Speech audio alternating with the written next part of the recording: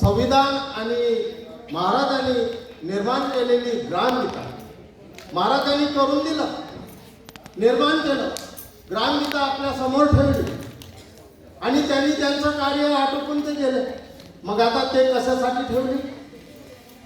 ते आपल्या हातात काहीतरी ठेवलं ना, का आपल्याला ईश्वराने जन्म दिला, परंतु कर्म धर्म संयोग ते सगळे आपल्या हातात आहे. तुम्हाला चांगले कर्म कराल तर चांगले फळ मिळेल, वाईट कर्म कराल तर वाईट फळ मिळेल. मग ग्रामगीतेनुसार रामधून ग्रामधून हे सगळं काढत असतो. एकदाच पुण्यतिथी म्हणून नाही, तुम्ही 2 दिवसाची पुण्यतिथी आपण करतो आणि आपला कार्यक्रम संपला किंवा समजतो, तसं नाही. ही धून सतत असायला पाहिजे. आज आपण जेव्हा रामधून काढताना सगळ्या ऊर्जानगर वासियाचं दर्शन घेतलं, तेव्हा अनेक ठिकाणी मोठमोठ्या सत्पुरुषाचे, महाराजाचे, शिवाजी महाराजाचे अनेक फोटो आपल्या समोर आपण त्यांची पूजा केली. म्हणजेच त्यांचा आदर्श आपण घेण्यास आहे आणि ते आपण